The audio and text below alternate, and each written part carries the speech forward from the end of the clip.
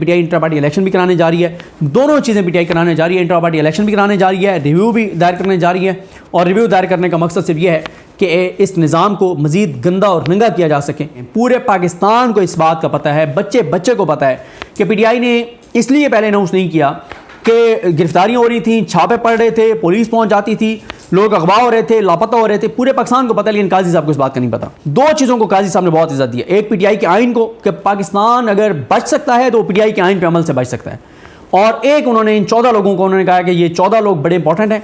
PTI के लाखों करोड़ों वोटर सपोर्टर, उनके मेंबर्स, कोई वो नहीं, ये 14 बड़े अहम हैं जो मेरे सामने आए हुए हैं। वो नूरीन जो है उसकी वो वीडियो मौजूद है जिसमें प्रेस कॉन्फ्रेंस में चौधरी सरवर अनाउंस कर रहे हैं कि काफ लीग में अदालत ने लिखा है कि ये केस अभी तक लाहौर हाई कोर्ट में ज़ेर इल्तवा है।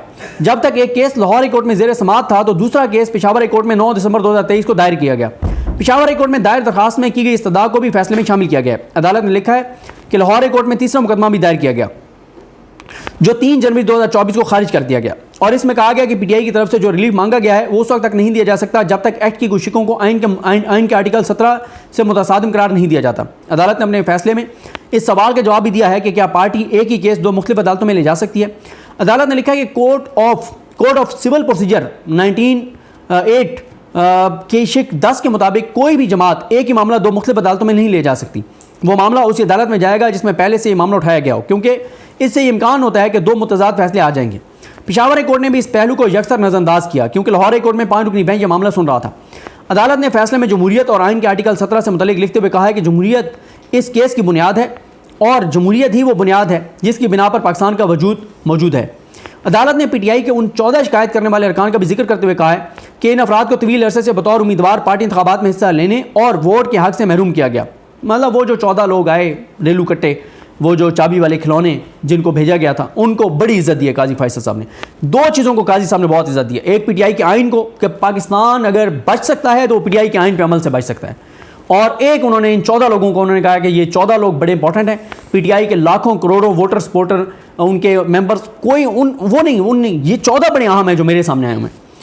उसके बाद उन्होंने काजी साहब ने कहा है कि इन्हें ये कहा जाता था कि वो पार्टी के मेंबर नहीं है, ये जो 14 लोग हैं, लिहाजा वो इंतखाबात में हिस्सा नहीं ले सकते। ताहम उन्होंने साबित कर दिया कि वो अरसदराज से पीटीआई के साथ मुंसलिक हैं।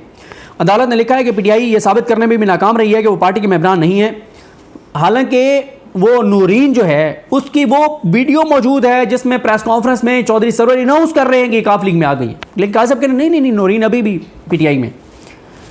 उसके बाद वो कहते हैं कि पीटीआई जो है वो नाकाम हुई है ये दिखाने में कि वो पार्टी के मेंबरान ये 14 नहीं है और उन्होंने किसी दूसरी जमात में शमूलियत इख्तियार कर लिया है या उनकी रुकनीत मुअत्तल कर दी गई है। कोई भी चीज़ इस ज़मन में रिकॉर्ड पर नहीं लाई गई। अगर किसी शख्स की रुकनीत मुअत्तल या उसे पार्टी से निकाला जाता है तो इलेक्शन एक्ट की शिक 205 में उसका तरीक़ाकार दिया गया है। बार बार पूछने के बावजूद तहरीक इंसाफ की तरफ से ऐसा कोई रिकॉर्ड पेश नहीं किया गया। अदालत ने इलेक्शन एक्ट की शिक 205 को भी अपने फैसले का हिस्सा बनाया है। अदालत ने अपने फैसले में कहा है, लिखा है कि बार बार तलब करने के बावजूद अलामती इंट्रा पार्टी इंतखाबात में हिस्सा लेने वाले अफराद के बारे में कोई रिकॉर्ड पेश नहीं किया गया। पेशावर हाई कोर्ट में भी जो केस दायर किया गया उसमें भी कागजात नामजदगी शामिल नहीं किए गए थे। खुद को फ़ायदा पहुंचाने वाली चंद दस्तावेजात के अलावा ऐसी कोई चीज़ इस अदालत में जमा नहीं कराई गई जिससे जाहिर हो कि इंट्रा पार्टी इंतखाबात कराए गए हैं। हालांकि ये बात तो सिकंदर उस्मान राजा भी नहीं कर रहा कि इंतखाबात नहीं हुए, वो भी कह रहे हैं कि हुए हैं लेकिन ठीक नहीं हुए। काजी साहब कह रहे हैं कि इंतखाबात ही सिरे से नहीं हुए।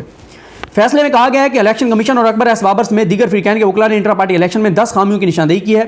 अदालत ने फैसले में समाअत के दौरान इंट्रा पार्टी इलेक्शन से मुतालिक वेबसाइट पर मालूमात देखने के अमल का भी जिक्र किया और कहा कि वेबसाइट पर कोई भी मवाद दस्तयाब था और ना ही पेशावर में चमकनी के मकाम पर इंतखाबात का जिक्र किया गया था। इस बारे में मालूमात मिल सकें। पूरे पाकिस्तान को इस बात का पता है, बच्चे बच्चे को पता है कि पीटीआई ने इसलिए पहले अनाउंस नहीं किया कि गिरफ्तारियाँ हो रही थी, छापे पड़ रहे थे, पुलिस पहुँच जाती थी, लोग अगवा हो रहे थे, लापता हो रहे थे। पूरे पाकिस्तान को पता है, लेकिन काजी साहब को इस बात का नहीं पता। इसलिए इस अमर से काजी साहब कहते हैं कि इसलिए इस अमर से इख्तिलाफ नहीं किया जा सकता कि पीटीआई के इंट्रा पार्टी इंतखाबात हुए ही नहीं और ना पीटीआई के अरकान को इंतखाबात में हिस्सा लेने का मौका फराहम किया गया। फैसले में लिखा गया है कि अगर कोई शख्स बिला मुकाबला आता है तो इसका मतलब ये नहीं कि उसे मुंतखब तस्लीम नहीं किया जाएगा, लेकिन जब हर बंदा ही बिला मुकाबला बगैर किसी इंतखाबी सबूत के बिला मुकाबला कामयाब होता है तो यह मामला मुख्तलिफ होता है। अदालत ने लिखा है कि गौरी खान खुद को चेयरमैन जबकि उमर यूब खुद को पीटीआई के जनरल सेक्रेटरी जाहिर करते हैं, लेकिन रिकॉर्ड पर ऐसी कोई चीज़ भी मौजूद नहीं जिससे ये जाहिर हो कि वो इन अहम अहदों का दावा कैसे कर रहे हैं। लाहौर हाई कोर्ट में दायर की गई दरखास्त में इमरान खान ने दावा किया कि वो पार्टी के चेयरमैन हैं। अगर इंतखाबात नहीं हुए तो इन अहम पार्टी अहदों पर कब्जा कैसे किया जा रहा है। अदालत ने अपने फैसले में पीटीआई के वकील हामिद खान और इलेक्शन कमीशन के वकील मखदूम अली खान के दलाइल को भी शामिल किया है। अदालत ने इलेक्शन कमीशन की आईनी जिम्मेदारियों को भी फैसले का हिस्सा बनाया है। अदालत ने पीटीआई वकील अली जफर के दलाइल को शामिल करने के बाद आइन के आर्टिकल 17 और उसमें की गई तरमीम को भी फैसले का हिस्सा बनाया। अदालत ने पेशावर हाई कोर्ट की जानिब से 10 जनवरी को जारी किए गए हुक्म को कलअदम करार देते हुए इलेक्शन कमीशन के 22 दिसंबर के फैसले को बरकरार रखा है। अदालत ने अपने फैसले में लिखा है कि 2021 में पीटीआई की हुकूमत थी, इसलिए वो ये नहीं कह सकती कि इलेक्शन कमीशन ने उसे निशाना बनाया। इसके बावजूद हमने खुद को मुतमईन करने के लिए जानना चाहा कि क्या कोई इम्तियाजी सलूक तो नहीं किया गया। यह जाहिर हुआ है कि इलेक्शन कमीशन ने 13 दीगर रजिस्टर्ड पार्टियों के खिलाफ भी सख्त अहकाम जारी किए हैं और वो अहकाम पीटीआई के खिलाफ दिए गए अहकाम से भी ज़्यादा सख्त हैं। ये भी एक, मैं क्या कहूँ इसको, वो जो तांगा पार्टियों से भी गई गुजरी, तांगे के टायर से भी गई गुजरी पार्टियां थी, उनके खिलाफ जो इलेक्शन कमीशन ने फैसला किया कागजों का पेट भरने के लिए, सुप्रीम कोर्ट को दलील फराम करने के लिए, उन पार्टियों की ना कोई औकात है। 2007 से वो पार्टियां इलेक्शन कमीशन कहते हैं कि हमारे साथ राब्ते में नहीं है। मैंने किस्मत खान जिमरी की ट्वीट का जिक्र किया था और उसको मिला दिया कि 13 बाकी पार्टियों के खिलाफ भी कार्रवाई हुई है। और भाई इस वक्त पार्टियां मैटर ही 5-6 करती हैं, पीपल्स पार्टी, पीटीआई, PMLN, मौलाना फजल रहमान, MQM, ये सारी आप इनका देखेंगे, इनमें से किसी ने इंतखाबात कराए हैं, ये सारे बिला मुकाबले हो गए और सारा ड्रामा हुआ है और जिस तरह से ये सारी चीज़ें हुई हैं कोई जिक्र नहीं है उनका। बस वो 13 जमातें जो इलेक्शन कमीशन ने जानबूझ के कुछ जमातों के खिलाफ कर लिया, जो डमी जमातें थी, और काजी साहब ने उसको जवाब दे दिया कि जनाब ये मेरे पास जवाब है, क्योंकि इलेक्शन कमीशन ने और भी बहुत सख्त फैसले किए। उसके बाद काजी फैसल साहब कहते हैं कि इलेक्शन कमीशन ने आल पाकिस्तान मुस्लिम लीग की रजिस्ट्रेशन ही मनसूख कर दी और सुप्रीम कोर्ट ने 12 जनवरी को इलेक्शन कमीशन का ये फैसला बरकरार रखा। ये कौन सी जमात है जनाब? आल पाकिस्तान मुस्लिम लीग को, बहुत बड़ी जमात है जिसको काजी फैसल साहब दलील के तौर पर इस्तेमाल कर रहे हैं। और सुप्रीम कोर्ट ने 12 जनवरी को इलेक्शन कमीशन का ये फैसला बरकरार रखा। यानी देखना 12 जनवरी को वो फैसला बरकरार रखा और 13 को पीटीआई से बल्ला लेके उसको दलील बना दिया। देखे ना, हमने 12 जनवरी को उनसे भी उनके भी खिलाफ फैसला किया था, इसलिए हम पीटीआई के खिलाफ फैसला कर रहे हैं। उसके बाद काजी फैसल साहब लिखते हैं कि इलेक्शन कमीशन पीटीआई के इंट्रा पार्टी इंतखाबात यकीनी बनाना चाहता था।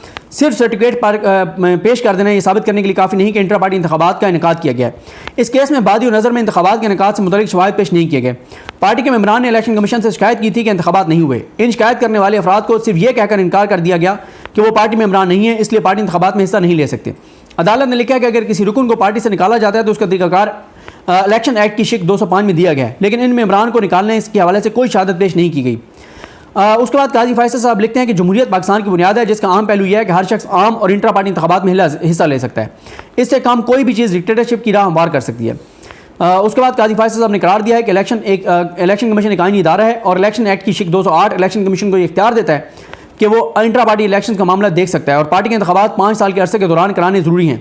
कानून यह भी कहता है कि सियासी जमात का हर रुकन किसी भी ओहदे के लिए इंतखाबात में हिस्सा लेने का हक हासिल रखता है। अदालत ने कहा है कि पीटीआई के अरकान जब कागजात नामजदगी लेने गए तो उन्हें कागजात नामजदगी फराहम नहीं किए गए और ना ही पार्टी इंतखाबात का इनेकाद किया गया।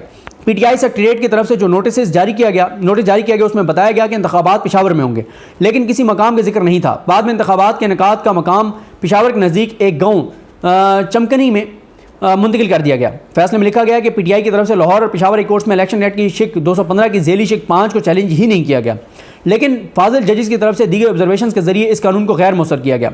ताहम कोई भी शिक गैर आइनी करार नहीं दी गई। यह अमर भी हैरानकुन है कि इस डेक्लेरेशन की इस्तदा भी नहीं की गई और ना ही यह फैसला दिया गया कि पीटीआई के इंट्रा पार्टी इलेक्शन का इनेकाद हुआ है। सिर्फ यह कह दिया गया कि ये इंतखाबात कानून के मुताबिक हुए। अगर इंतखाबात कानून के मुताबिक होना साबित हो जाता तो इलेक्शन कमीशन को यह जवाब देना पड़ता कि उसने क्यों एक सियासी जमात का कानूनी हक सलब किया। लेकिन अगर इंट्रा पार्टी इंतखाबात नहीं हुए तो ऐसी सूरत में इंतखाबात के हवाले से फ़वाइद का दावा नहीं किया जा सकता।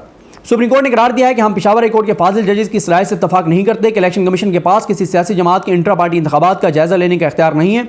अगर पेशावर हाई कोर्ट की यह तशरीह कबूल कर ली जाए तो इलेक्शन एक्ट की इंट्रा पार्टी इंतखाबात से मुतल्लिक शिकें गैर मौसर हो जाएंगी। इन तमाम वजूहात की बिना पर इलेक्शन कमीशन की पिटीशन मंजूर की जाती है और पेशावर हाई कोर्ट की तरफ से जारी हुक्म कलअदम करार दिया जाता है। इलेक्शन कमीशन का 22 दिसंबर 2023 का फैसला बरकरार रहेगा। अब जनाब ये हो गया फैसला, मैं ज़रूरी था, ये बड़ा इंपॉर्टेंट फैसला है कि इसमें क्या क्या है। और अब मैं आपको बता दूँ कि पीटीआई जो है वो रिव्यू इस पर डालेगी, नसानी दरख्वास्त डालेगी और नसानी दरख्वास्त के साथ साथ पीटीआई जो है वो समीरा रियाज की स्टोरी मैंने आपको बताई थी जो उन्होंने एक्सक्लूसिव दी थी कि पीटीआई इंट्रा पार्टी इलेक्शन भी कराने जा रही है। दोनों चीज़ें पीटीआई कराने जा रही है, इंट्रा पार्टी इलेक्शन भी कराने जा रही है, रिव्यू भी दायर करने जा रही है। और रिव्यू दायर करने का मकसद सिर्फ ये है कि इस निज़ाम को मज़ीद गंदा और नंगा किया जा सके और दिखाया जा सके और इस फैसले में जो खामियाँ हैं वो हाईलाइट करके ताकि एक बार और सिस्टम को नंगा और गंदा किया जा सके और बताया जा सके कि कैसे ये फैसला जो है वो दुरुस्त नहीं है और कैसे ये कानून की नज़र में इस फ़ैसले की कोई वक़्त और हैसियत नहीं है। तो ये तफसीलात हैं कुछ, और मुझे अपनी दुआ में याद रखें। अल्लाह हम सब का हामी नासरो। अल्लाह हाफ़िज़।